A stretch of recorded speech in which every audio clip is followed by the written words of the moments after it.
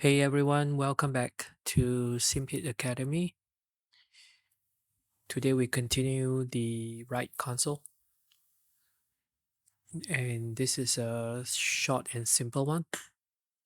We're looking at these two panels, the electric power and the caution light panels. Starting with electric power, we not always, usually start with the back panel. So back panel is slightly bigger, and this one is all toggles, right? See, all toggles. You have to determine if they're all the same size. I have mainly three kinds of toggles: the big ones, the small ones, and the pull to turn ones, somewhere in the middle. Okay, and the back panel,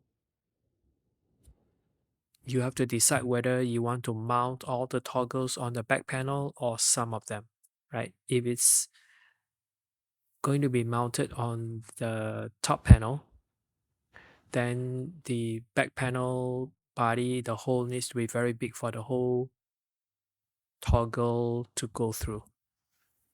All right, this one it's a big gap because I am going to put screws through here to secure the divider.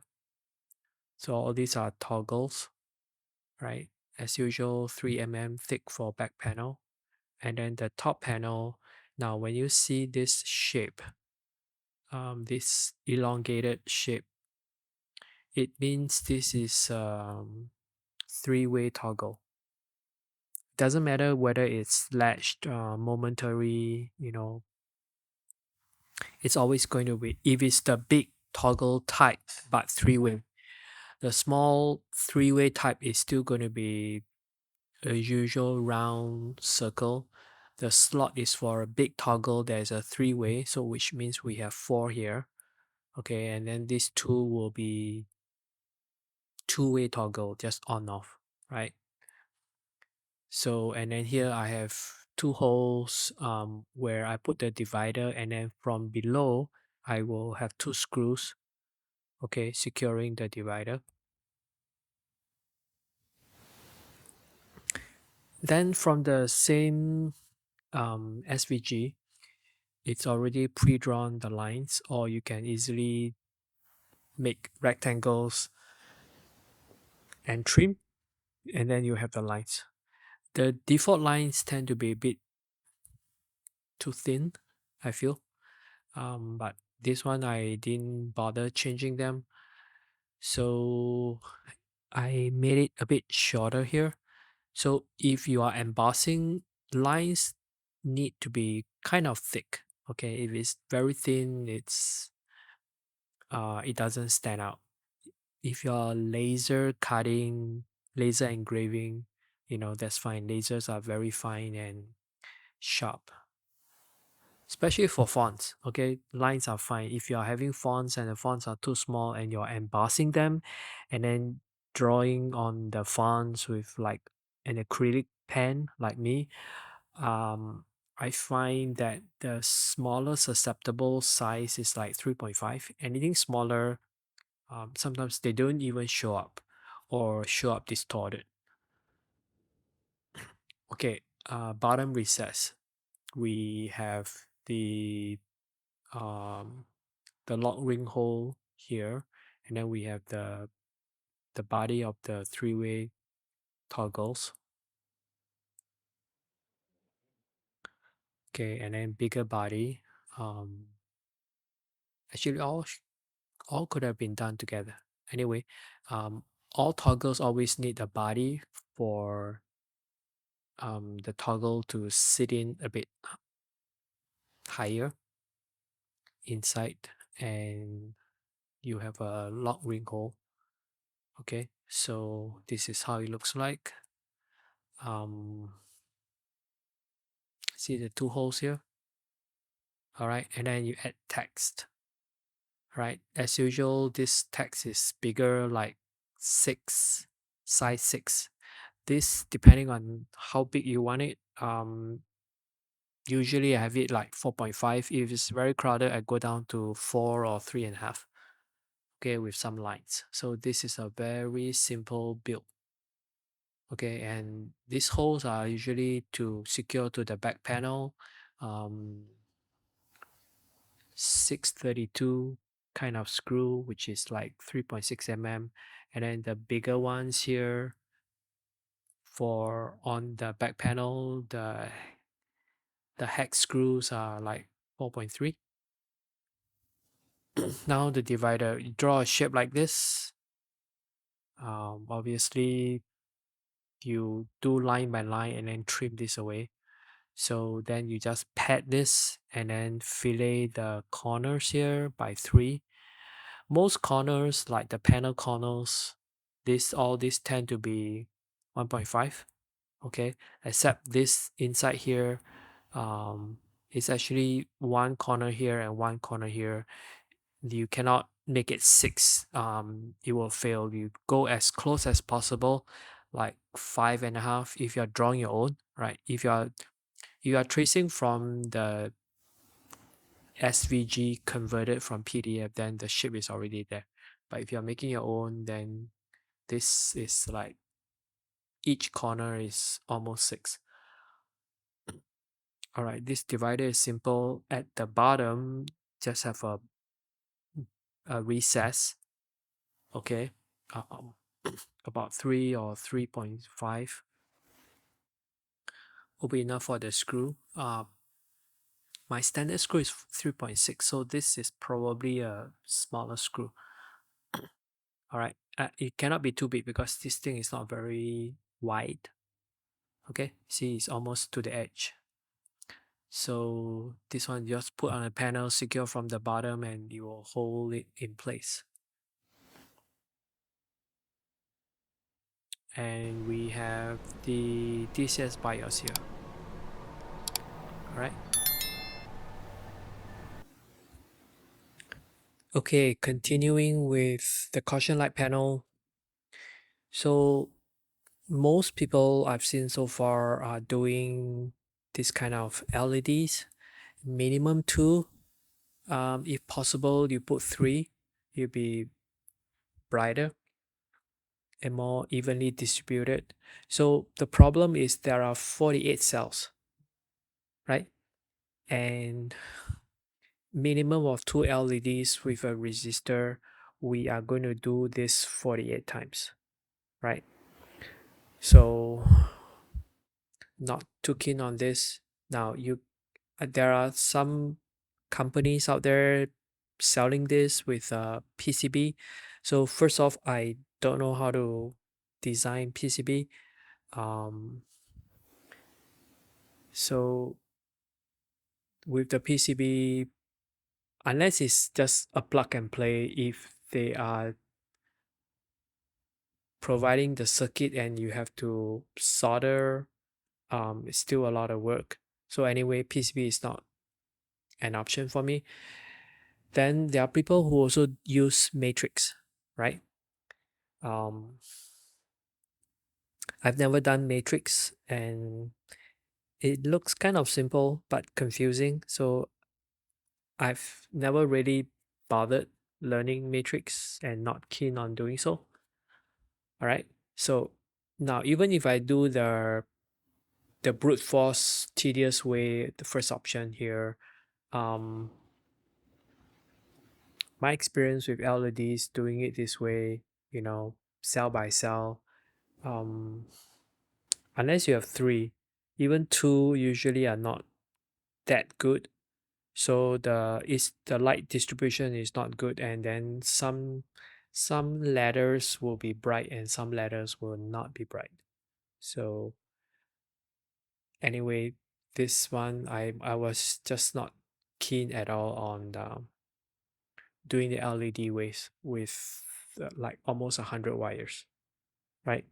48, well, if you 48 pairs, so that's like 96. So my solution is using this LCD screen, right? It's got to be HDMI, so it can be powered by Helios. I've learned that IPS is the best option. Other than those, I2C display panels, but those tend to be very small with like the previous video for CMSP, right? We were using those type. Bigger ones, you want to use HDMI, just like the ARC210. So you have this is USB-C. This is a micro USB. So two ways to provide power and then an HDMI. Okay, you need two cables. So the connectors for this one is at the side. Sometimes it's at the back. All right, if it's at the back, you need even more space because it will impede into the next panel. So in this CMSP, I added another row just like this picture. The PDF one, it's like one desus less, and I shifted things up. So basically, this whole thing, this slanted um right corner console, right? The space, the number of disease holes is fixed, and I use one extra here, so I will have one less here available. Basically, this thing is taller than it's supposed to be, right? So the standard one, you will have to reduce one disease hole row, right, in order to fit into this fixed height of the slanted console. So I looked at many LCDs with HDMI. The 7-inch ones are really tall, okay, almost this height. So even if you somehow squeeze this panel up a little bit, down a little bit to accommodate the tall and narrow 7-inch screen, um, I had and not I had a second problem where my HDMI and power connectors were at the bottom, and then you know it will take up another inch or two space into the next panel. Even if you are using like angled connectors, there is still some width to that. So 7-inch is just too big. There are no 6-inch displays. So if you look at 5 inches ones, they are um, okay with the height, but you see they are so much narrower. Okay, the default one we see here, they are like wide. Okay, kind of short and fat.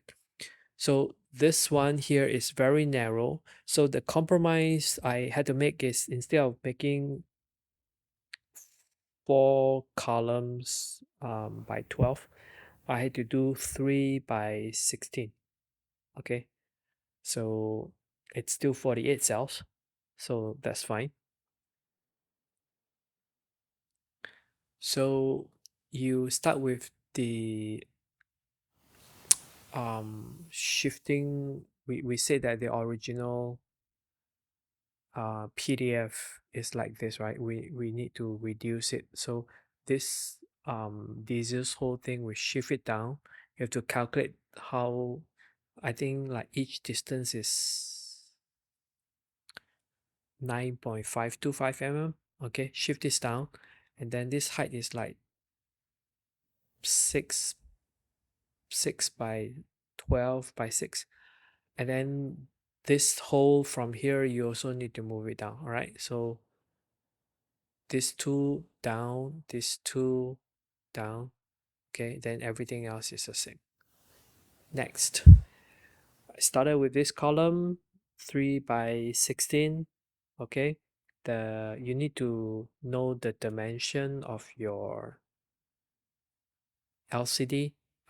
Best to receive it first, measure it, and then design this.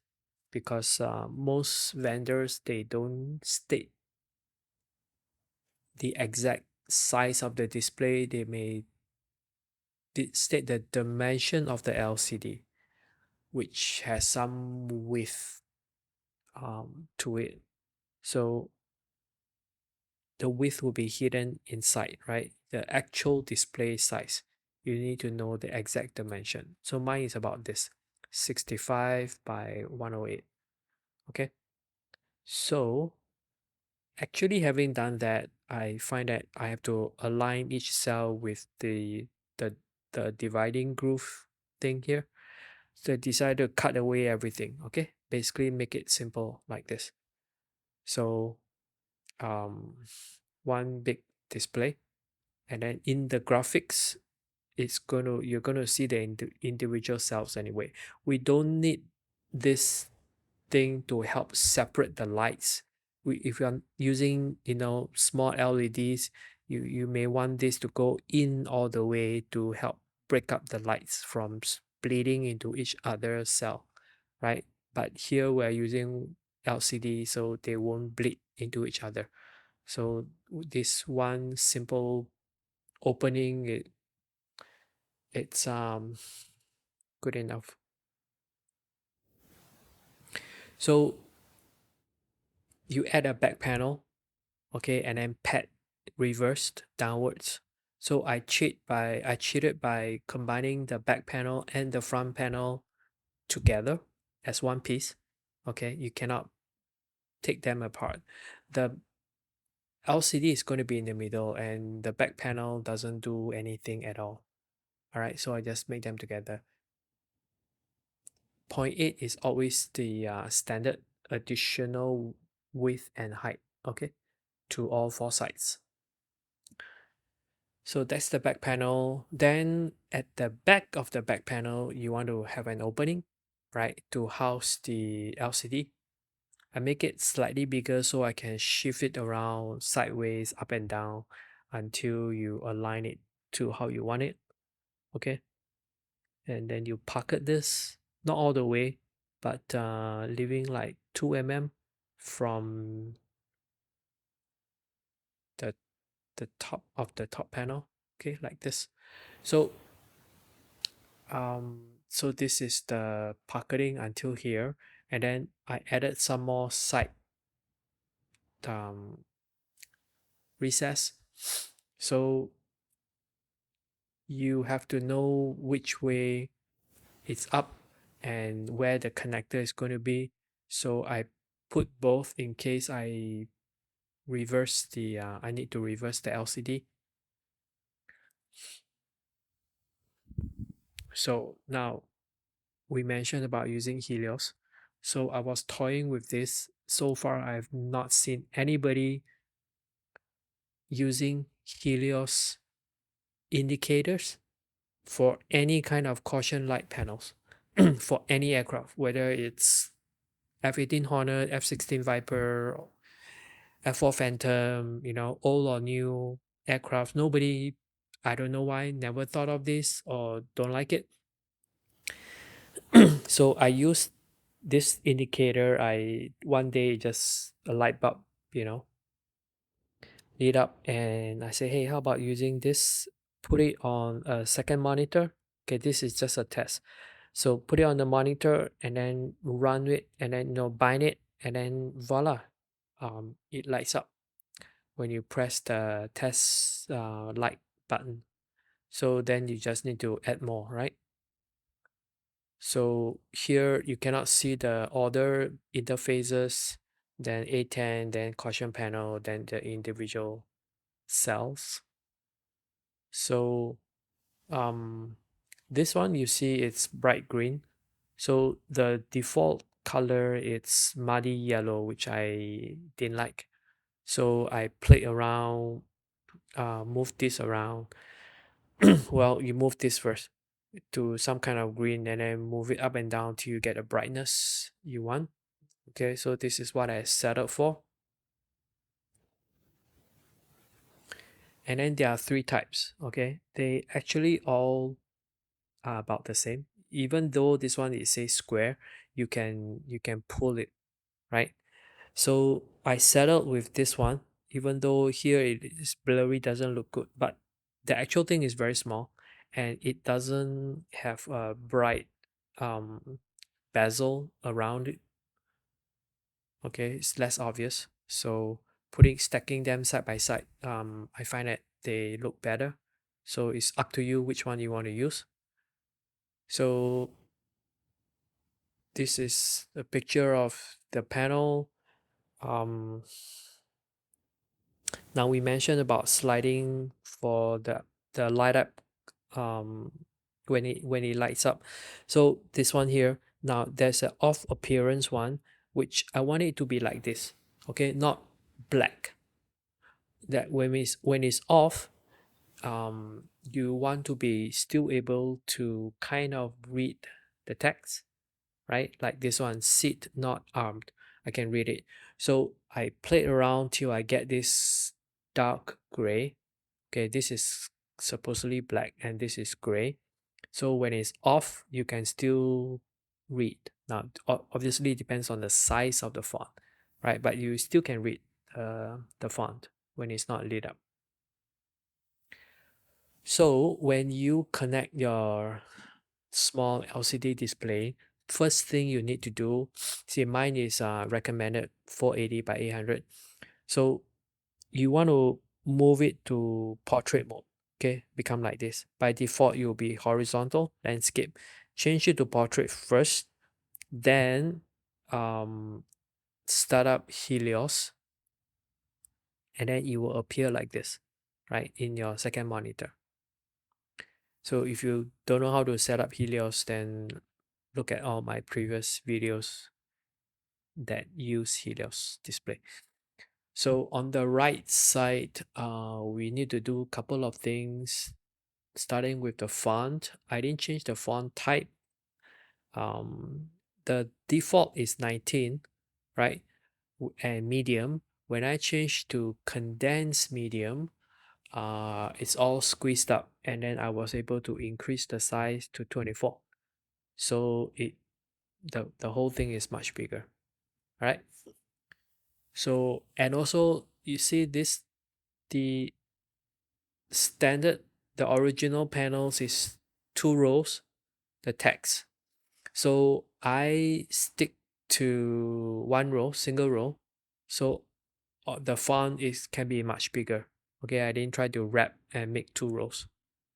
So because my LCD screen is small, I want the fonts to be as big as possible. So the single row and size 24. Okay. So when you place all these, okay, first of all, it's 480 by 800, right? 480 across, 800 down. So 480 means that divide by 3 is 160 each, from 0 to 160, 160 to 320, right? So you see here 160, width is always 160, starting with 0, 160, 320. Now the height of this is 43 with a gap of 7, okay?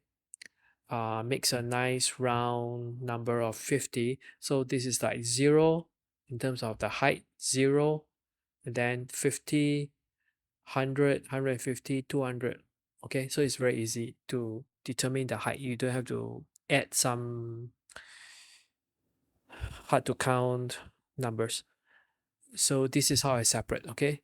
The 160 by 43, a gap of 7, and then you repeat. If you copy and paste, the size is always there, right? So you can choose to change some of them to be smaller font. This one is 19. If you make it bigger, then it becomes dotted lines. Okay, when it's smaller, they join up one nice line. Then for some of these that are too white, you just reduce it a little bit.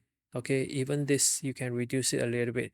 So some of them you can make it 23 or 22 if you find that they are too white, but everything else is like 24. So And when you start up DCS, don't forget to choose the profile that you chose, not the standard one screen.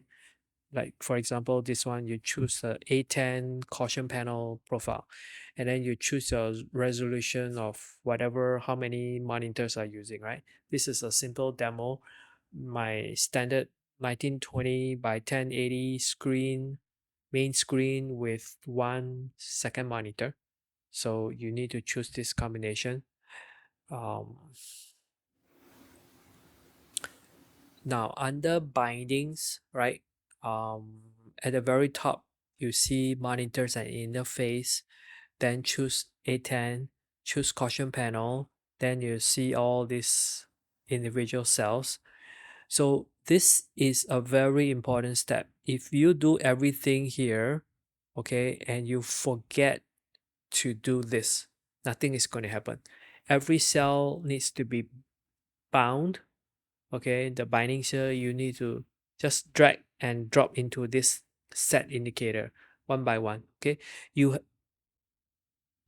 if you just drag, nothing, you won't even see this. You have to click on each individual cell. When you click, then the options appear here, then you can drag this over. If you don't click, okay, then you cannot drag over because the options are not over here. All right, so that's about it. So quite simple. um I don't know how many of you will be keen to do it this way or still do the traditional way, but this method can be applied to many other aircrafts. I think almost all aircrafts have caution light panels. So you guys can give it a try. So now let's take a look at how it looks like when you light it up.